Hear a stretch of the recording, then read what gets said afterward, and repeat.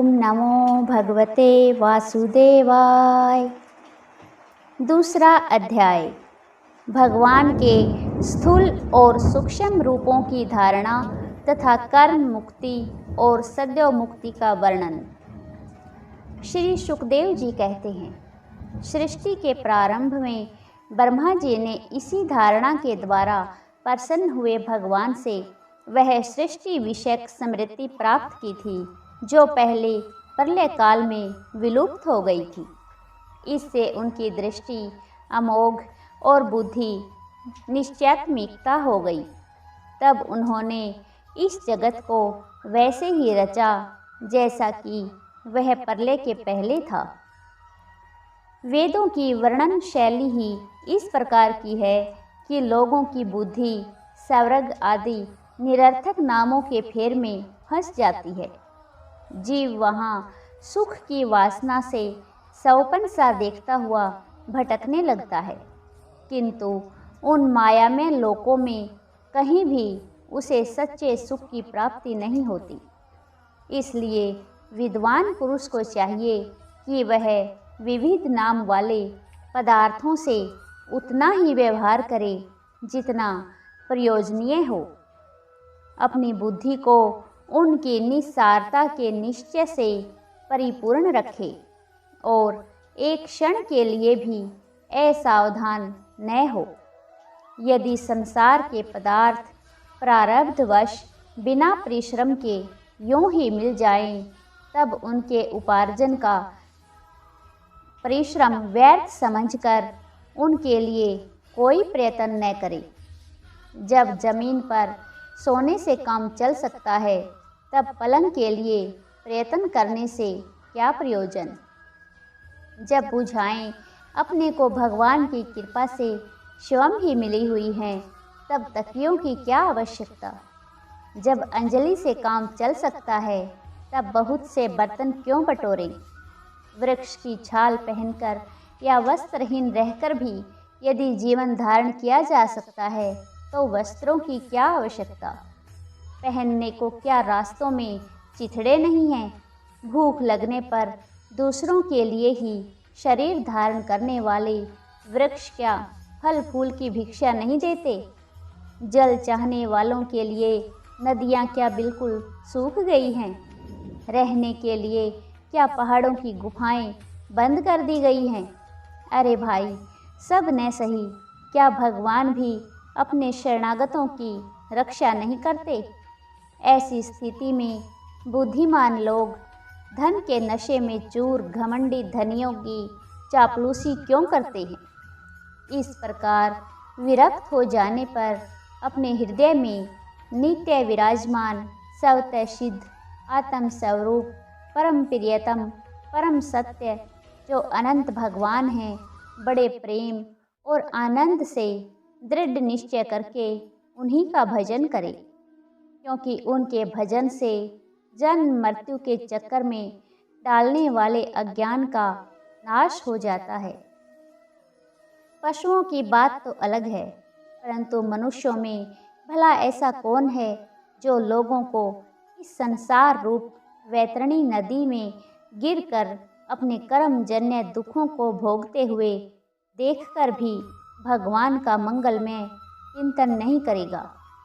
इन असत विषय भोगों में ही अपने चित्त को भटकने देगा।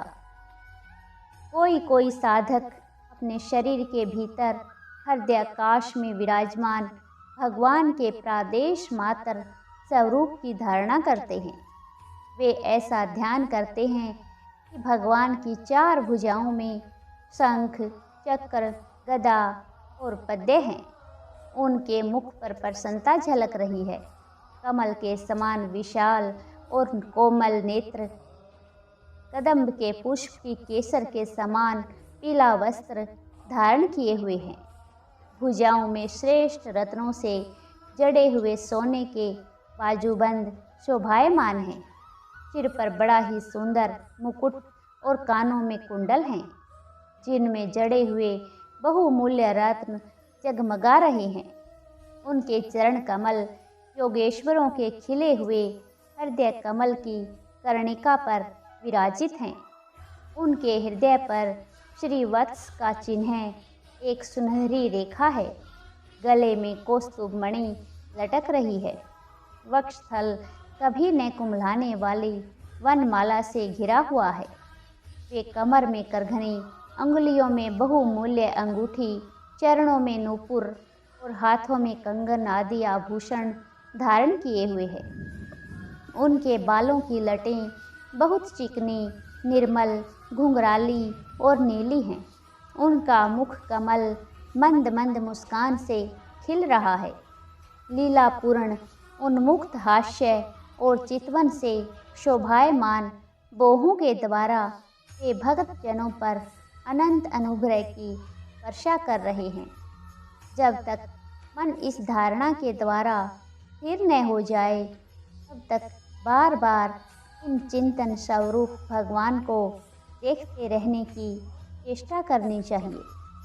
भगवान के चरण कमलों से लेकर उनके मुस्कान युक्त मुख कमल पर्यंत समस्त अंगों की एक एक करके बुद्धि के द्वारा धारणा करनी चाहिए। जैसे जैसे बुद्धि शुद्ध होती जाएगी, वैसे वैसे चित्त स्थिर होता जाएगा। जब एक अंग का ध्यान ठीक ठीक होने लगे, तब उसे छोड़कर दूसरे अंग का ध्यान करना चाहिए। ये विश्वेश्वर भगवान दृश्य नहीं, दृष्टा हैं। सगुण निर्गुण सब कुछ इन्हीं का स्वरूप है।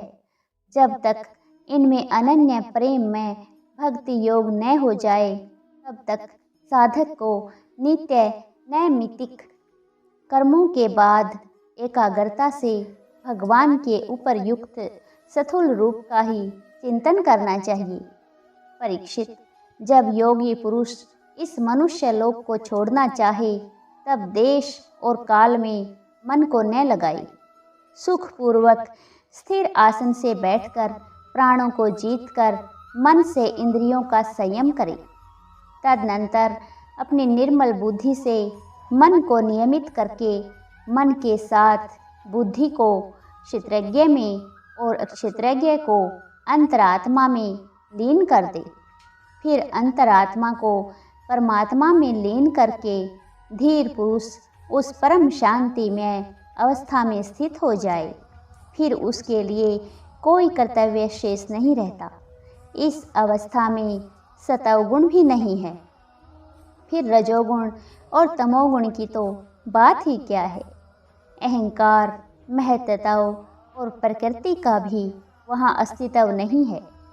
उस स्थिति में जब देवताओं के नियामक काल की भी दाल नहीं गलती, तब देवता और उनके अधीन रहने वाले प्राणी तो रह ही कैसे सकते हैं।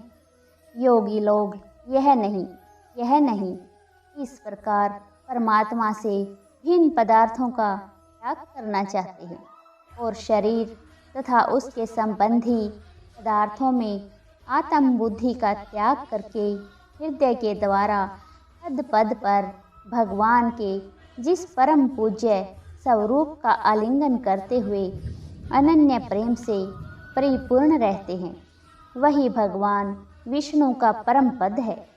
इस विषय में समस्त शास्त्रों की सम्मति है। ज्ञान दृष्टि के बल से जिसके चित्त की वासना नष्ट हो गई है, उस ब्रह्मनिष्ठ योगी को इस प्रकार अपने शरीर का त्याग करना चाहिए। पहले एड़ी से अपनी गुदा को दबाकर स्थिर हो जाए और तब बिना घबराहट के प्राण वायु को षट चक्कर भेदन की रीति से ऊपर ले जाए।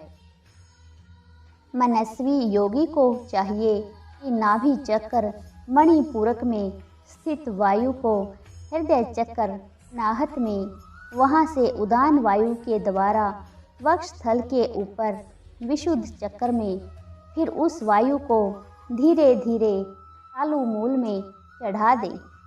तदनंतर 2 आँख, 2 कान, 2 नासा छिद्र और मुख, इन 7 छिद्रों को रोककर उस तालु मूल में स्थित वायु को भौहों के बीच आज्ञा चक्कर में ले जाए।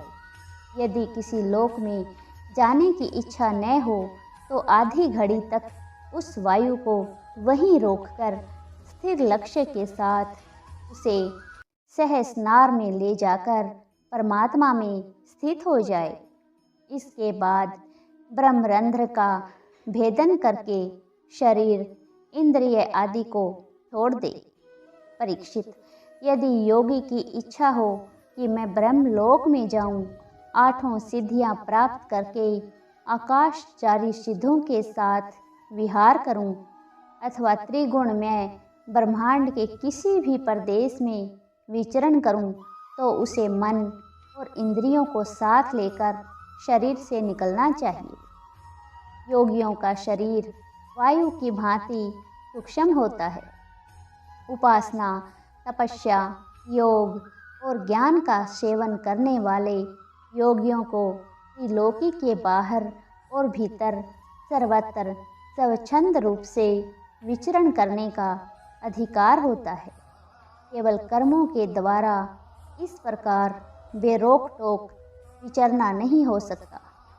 परीक्षित, योगी ज्योतिर्मय मार्ग सुषुम्ना के द्वारा जब ब्रह्मलोक के लिए प्रस्थान करता है, तब पहले वह आकाश मार्ग से अग्निलोक में जाता है। वहाँ उसके बचे खुचे मल भी जल जाते हैं। इसके बाद वह वहाँ से ऊपर भगवान श्री हरि के शिशुमार नामक ज्योतिर्मय चक्र पर पहुँचता है। भगवान विष्णु का यह शिशुमार चक्र विश्व ब्रह्मांड के भ्रमण का केंद्र है। उसका अतिक्रमण करके अत्यंत सूक्ष्म एवं निर्मल शरीर से वह अकेला ही महरलोक में जाता है। वह लोक ब्रह्मवेत्ताओं के द्वारा भी वंदित है और उसमें कल्प पर्यंत जीवित रहने वाले देवता विहार करते रहते हैं। फिर जब प्रलय का समय आता है, तब नीचे के लोकों को शेष के मुख से निकली हुई आग के द्वारा भस्म होते देख वह ब्रह्मलोक में चला जाता है। जिस ब्रह्मलोक में बड़े बड़े सिद्धेश्वर विमानों पर निवास करते हैं, उस ब्रह्मलोक की आयु ब्रह्मा की आयु के समान ही 2 प्रारब्ध की है। वहाँ न शोक है, न दुख, न बुढ़ापा और न मृत्यु। फिर वहाँ किसी प्रकार का उद्वेग या भय तो हो ही कैसे सकता है। वहाँ यदि दुख है तो केवल एक बात का, वह यही कि इस परम पद को न जानने वाले लोगों के जन्म मृत्यु में अत्यंत घोर संकटों को देखकर दयावश वहाँ के लोगों के मन में बड़ी व्यथा होती है।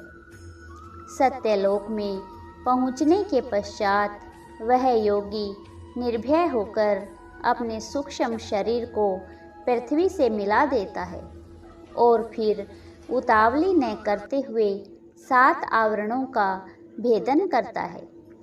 पृथ्वी रूप से जल को और जल रूप से अग्नि में आवरणों को प्राप्त होकर वह ज्योति रूप से वायु रूप आवरण में आ जाता है और वहाँ से समय पर ब्रह्मा की अनंतता का बोध कराने वाले आकाश रूप आवरण को प्राप्त करता है। इस प्रकार स्थूल आवरणों को प्राप्त करते समय उसकी इंद्रियां भी अपने सूक्ष्म अधिष्ठान में लीन होती जाती हैं। घ्राणेन्द्रिय गंध तन्मात्रा में, रसना रस तन्मात्रा में, नेत्र रूप तन्मात्रा में, त्वचा स्पर्श तन्मात्रा में, श्रोत्र शब्द तन्मात्रा में और कर्मेंद्रियां अपनी अपनी क्रिया शक्ति में मिलकर अपने अपने सूक्ष्म स्वरूप को प्राप्त हो जाती है। इस प्रकार योगी पंचभूतों के स्थूल सूक्ष्म आवरणों को पार करके अहंकार में प्रवेश करता है। वहाँ सूक्ष्म भूतों को तामस अहंकार में, इंद्रियों को राजस अहंकार में तथा मन और इंद्रियों के अधिष्ठाता देवताओं को सात्विक अहंकार में लीन कर देता है। इसके बाद अहंकार के सहित लय रूप गति के द्वारा महत्ताओं में प्रवेश करके अंत में समस्त गुणों के लय स्थान प्रकृति रूप आवरण में जा मिलता है। परीक्षित, महाप्रलय के समय प्रकृति रूप आवरण का भी लय हो जाने पर वह योगी शिवम आनंद स्वरूप होकर अपने उस निरावरण रूप से आनंद स्वरूप शांत परमात्मा को प्राप्त हो जाता है, जिसे इस भगवनमयी गति की प्राप्ति हो जाती है। उसे फिर इस संसार में नहीं आना पड़ता। परीक्षित, तुमने जो पूछा था उसके उत्तर में मैंने वेदोक्त द्विविध सनातन मार्ग, सद्यो मुक्ति और कर्म मुक्ति का तुमसे वर्णन किया। पहले ब्रह्मा जी ने भगवान वासुदेव की आराधना करके उनसे जब प्रश्न किया था, तब उन्होंने उत्तर में इन्हीं दोनों मार्गों की बात ब्रह्मा जी से कही थी। संसार चक्र में पड़े हुए मनुष्य के लिए जिस साधन के द्वारा उसे भगवान श्री कृष्ण की अनन्य प्रेममयी भक्ति प्राप्त हो जाए, उसके अतिरिक्त और कोई भी कल्याणकारी मार्ग नहीं है। भगवान ब्रह्मा ने एकाग्र चित्त से सारे वेदों का 3 बार अनुशीलन करके अपनी बुद्धि से यही निश्चय किया कि जिससे सर्वात्मा भगवान श्री कृष्ण के प्रति अनन्य प्रेम प्राप्त हो, वही सर्वश्रेष्ठ धर्म है। समस्त चर अचर प्राणियों में उनके आत्मा रूप से भगवान श्री कृष्ण ही लक्षित होते हैं, क्योंकि ये बुद्धि आदि दृश्य पदार्थ उनका अनुमान कराने वाले लक्षण हैं। वे इन सब के साक्षी एकमात्र दृष्टा हैं।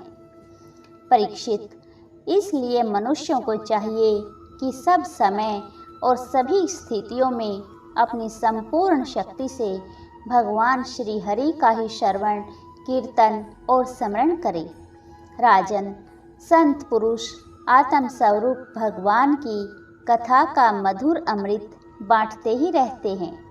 जो अपने कान के दोनों में भर भर कर उनका पान करते हैं, उनके हृदय से विषयों का विषैला प्रभाव जाता रहता है, वह शुद्ध हो जाता है और वे भगवान श्री कृष्ण के चरण कमलों की सन्निधि प्राप्त कर लेते हैं। हरि ओम तत्सत।